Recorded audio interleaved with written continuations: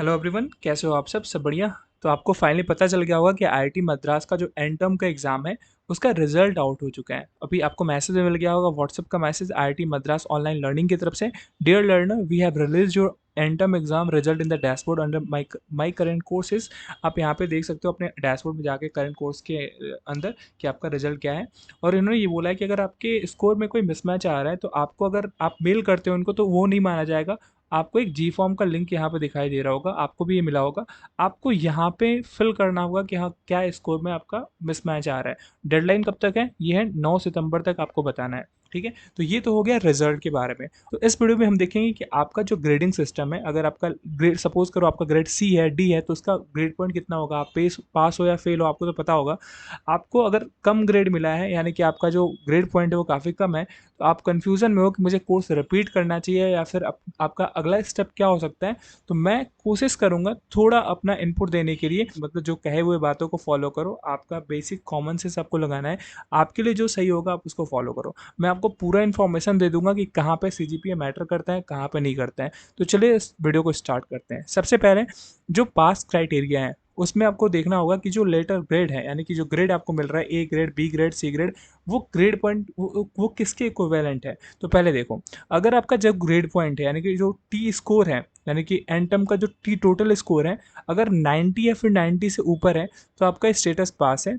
Letter grade आपको मिलेगा S, और जो आपको ग्रेड पॉइंट मिलेगा वो 10 मिलेगा। ये सबसे ज़्यादा सुपर है। ठीक है, अगर आपका जो टोटल स्कोर है टी जो है वो 80 या फिर 80 से ऊपर है और 90 से कम है, तो आपको जो ग्रेड मिला होगा वो मिलेगा ए, और आपका ग्रेड पॉइंट है 9। अगर आपका जो टोटल स्कोर है, यानी टी जो है वो 70 या 70 से ऊपर और 80 से कम है, तो आपको ग्रेड मिला होगा बी। ठीक है, यानी कि ग्रेड पॉइंट 8 आपको मिला होगा। अगर आपका टोटल स्कोर 60 या 60 से ज़्यादा और 70 से कम है तो आपको सी ग्रेड मिलेगा। और पॉइंट कौन सा मिलेगा? 7 पॉइंट मिलेगा। अगर 50 से बराबर या 60 से कम है तो आपको डी मिलेगा। और अगर आपका 40 के इक्वल है, 40 से ज़्यादा और 50 से कम है, तो आपको ई ग्रेड मिलेगा और आपका जो ग्रेड पॉइंट होगा वो 4 होगा। ठीक है, अगर आपका जो टोटल कोर्स स्कोर यानी कि जो टी है, अगर उसकी वैल्यू 40 से कम है तो आप क्या हो? आप फेल हो। और आपका जो लेटर ग्रेड मिलेगा वो आपके डैशबोर्ड में यूज हो कर रहा होगा। यू मतलब आप उस कोर्स में फेल हो। ठीक है, तो ये तो हो गया ग्रेड और उसका ग्रेड पॉइंट। आप पास या फेल कैसे चेक कर सकते हो, ये हो गया पास का क्राइटेरिया। अब देखो, कुछ बच्चे जो होंगे जिनका ई ग्रेड आ रहा होगा, डी ग्रेड आ रहा होगा, यानी कि 4 पॉइंट आ रहा होगा, 6 ग्रेड पॉइंट आ रहा होगा, और ये कन्फ्यूजन में होगा कि मुझे कोर्स रिपीट करना है या फिर मैं आगे क्या स्टेप लूँ। तो आप समझ गए होगे कि लेटर ग्रेड, उसका ग्रेड पॉइंट क्या मतलब शो करता है, कैसे आपका सीजीपीए कैलकुलेट होगा। ठीक है, तो अब देखो क्या होता है ना कि अब मैं आपको बता दूं कि कहाँ पे सीजीपीए मैटर करते हैं। तो जब आपको हैंडबुक दिखा होगा, आपको हैंडबुक पे यहाँ पे आप देख सकते हो eligibility for entering degree level of the programme. ठीक है, इसमें इन्होंने बताया हुआ है कि दे मस्ट हैव, अगर आप डिग्री लेवल में एंटर करना चाहते हो, for student to progress to the degree level, यानी बीएससी में आप जाते हो, तो आपको क्या करना होगा? They must secure CGPA of 6.0 or higher at the end of two diplomas, includes the course in the foundation level and the diploma level and the project। आपका जो CGPA होना चाहिए वो 6 से ज़्यादा होना चाहिए। ठीक है, and CGPA of 7 and or higher in all project completed at the diploma level. तो आप देख सकते हो कि हर जगह पे कहीं ना कहीं आपका CGPA मायने रखेगा। ठीक है, अगर आपका मान लो कि यहाँ पे दिया हुआ है कि 6 और 7 से आपका ऊपर होना चाहिए सीजीपीए, तो ऐसा नहीं है कि आप इसको थोड़ा लाइट मोड में ले लो कि अगर आपका मतलब यू ग्रेड चल रहा है तो आप तो फेल ही हो, अगर आपका ई चल रहा है तो आगे आपको दिक्कत नहीं होगी। हो सकता है कि दिक्कत हो जाए। क्यों दिक्कत होगी? मान लो कि इस कोर्स को जो लोग कर रहे हैं, टोटल 30,000 से भी ज़्यादा लोग इस कोर्स को कर रहे हैं। तो आप प्रैक्टिकली सोचो, अगर मान लो कि फ़िल्टर आउट करना है बच्चों को, जैसे इंटर्नशिप हो गया, प्लेसमेंट हो गया, या फिर कोई कोर्स में एनरोलमेंट हो गया, अगर फिल्टर आउट कुछ बच्चों को करना है तो वो किस बेस पे करेंगे? पहला जो स्टेप होगा, पहला जो स्टेज होगा, वो आपके ग्रेडिंग को देखा जाएगा, आपके सीजीपीए को देखा जाएगा, उसी की बेस पे अर्ली फिल्टर किया जाएगा। तो अगर जिसका सीजीपीए अच्छा होगा तो जाहिर सी बात है उसको मौका अच्छा मिलेगा। ठीक है, तो अगर आप सोच रहे हो कि चलो ठीक है, मेरा ई ग्रेड है या फिर डी ग्रेड है और मैं कोर्स रिपीट करना चाहता हूँ, तो आप ये आगे बताओ कि इस रिपीट को कोर्स रिपीट करने का क्या प्रोसेस है, तो उसको भी देख लेते हैं। देखो, फॉर इम्प्रूवमेंट लर्नर क्या repeat a course for improvement in grades any number of times. आप कितने नंबर भी टाइम्स क्या कर सकते हो, इम्प्रूव कर सकते हो, लेकिन जो फ़ी लगेगा वो जो रेगुलर कोर्स फ़ी होगा उसके डबल लगेगा। ठीक है, यहाँ पे ट्रिक है। ठीक है, आप और इसको एलोबरेट किया गया है 12.5.3 वाले सेक्शन में, आपके हैंडबुक में सारा का सारा दिया हुआ है, मैं वहाँ से स्क्रीनशॉट लेके आया हूँ। Applicable for course with S, A, B, C, D and E. अगर आपका इन ग्रेड में से है और आप चाहते हो अपने इस ग्रेड को इम्प्रूव करना, तो क्या होगा, आप जब इम्प्रूवमेंट का एग्ज़ाम दोगे तो जो भी आपका हाईएस्ट ग्रेड आएगा, जैसे सपोज करो आपने इस बार आपका ग्रेड आया है डी और अगली बार आप एग्ज़ाम देते हो और आपका सी ग्रेड आता है, तो जो हाईएस्ट ग्रेड होगा वो रिकॉर्ड होगा, यानी कि इस बार का जो आपका सी ग्रेड आएगा वो आपका रजिस्टर्ड हो जाएगा। तो ऐसा नहीं कि अगर आप अगली बार देते हो और आपका कम आ गया तो लो वाला लेगा, ऐसा नहीं है। The highest grade will be recorded in the transcript. Improvement courses can be registered at any level, यानी कि अगर अपने फाउंडेशन लेवल पे आपका कोई स्कोर कम आ रहा है और आप चाहते हो कि उसको डिप्लोमा लेवल में मैं करूँ, इम्प्रूव करूँ, तो ये भी हो सकता है। यहाँ पर आपको एग्जांपल के थ्रू समझाया गया है, foundation course improvement can be registered eight diploma level.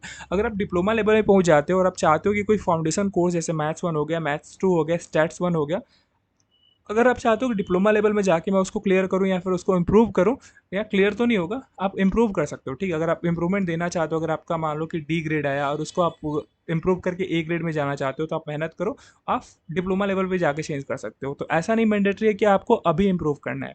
अगर आपको लगता है कि मैं डिप्लोमा लेवल में जाके इम्प्रूव कर सकता हूँ, तो आप वैसे भी कर सकते हो। ठीक है, लेकिन इनका देखो नोट, इन्होंने भी ये भी बोला है कि it is recommended that learners try and progress with new courses instead of repeating courses for improvement. ये भी कह रहे हैं कि इनका रिकमेंडेशन यही होता है कि आप नए कोर्सेज के साथ जाओ। अगर कब तक नए कोर्सेज तक जाओ, जब पूरा का पूरा ज़रूरी ना हो, आपको लगता है कि नहीं मेरा जो बेस है, मैं जो कोर्स जो मैं पढ़ा हूँ वो पूरा का पूरा सही नहीं पढ़ा, मतलब काफ़ी मतलब कुछ चूक रह गई, तो आप उस कोर्स को इम्प्रूव कर सकते हो। ऐसे आपका आईआईटी मद्रास भी रिकमेंड करता है कि अगर बहुत ज़रूरी हो, आपको लगता हो, तो ही इस कोर्स को रिपीट करो, नहीं तो आप आगे बढ़ो। फिर आगे चल के किसी भी डिप्लोमा लेवल पे या फिर बीएससी लेवल पे अगर आपको लगता है, तो आप रिपीट कर सकते हो। ठीक है, तो ये हो गया रिपीट कोर्स करने का प्रोसेस।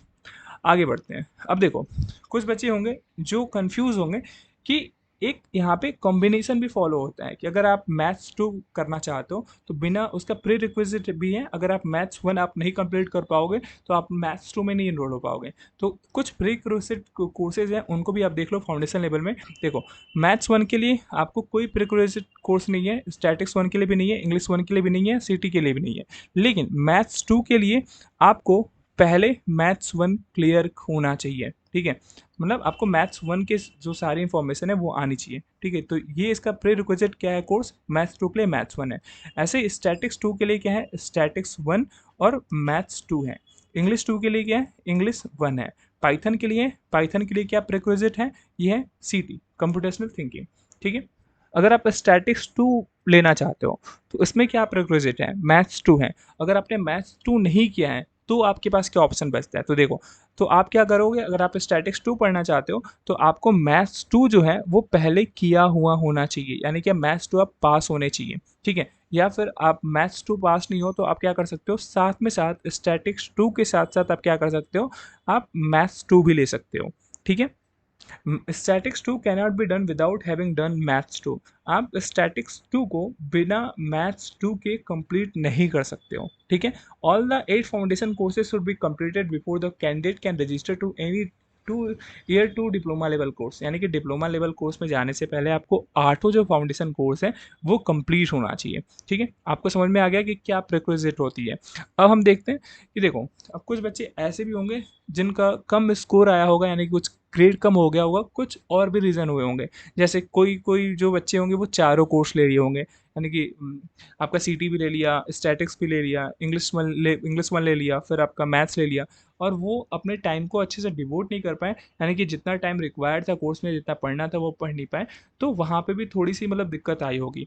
देखो, तो उसके लिए इन्होंने आईआईटी मद्रास वालों ने एक लर्निंग पाथ भी बता दिया है कि आप अपने रिक्वायरमेंट के हिसाब से आप कोर्स सेलेक्ट करो। ऐसा ना हो कि जल्दी से लेके आप कोर्स कंप्लीट करने के चक्कर में लो और आपके पास टाइम नहीं है और आप दे ही नहीं पा रहे हो, तो आप क्या कर सकोगे, आप ग्रेड को इम्प्रूव नहीं कर पाओगे। तो इन्होंने लर्निंग पाथ भी दिया हुआ है। देखो, अगर आपको केवल फाउंडेशन करना है, ठीक है, और आपका है कि आप एक साल में इसको देना चाहते हो, फाउंडेशन का सर्टिफिकेट लेना चाहते हो, तो आप टर्म 1 में 3 कोर्स ले लो, दूसरी टर्म में 2 कोर्स ले लो, और टर्म 3 में क्या ले लो, 3 कोर्स ले लो। यानी कि टोटल आपके फाउंडेशन में कितने आपके सब्जेक्ट्स हैं, 8 सब्जेक्ट हैं। तो आप 1 साल में अगर आपका टारगेट है तो आप ऐसे भी करके ले सकते हो। आप अपने हिसाब से सब्जेक्ट सेलेक्ट कर लो। अगर आपका डिप्लोमा है तो आप इनके हिसाब से भी ले सकते हो। ऐसा नहीं कि आपको चारों लेना है।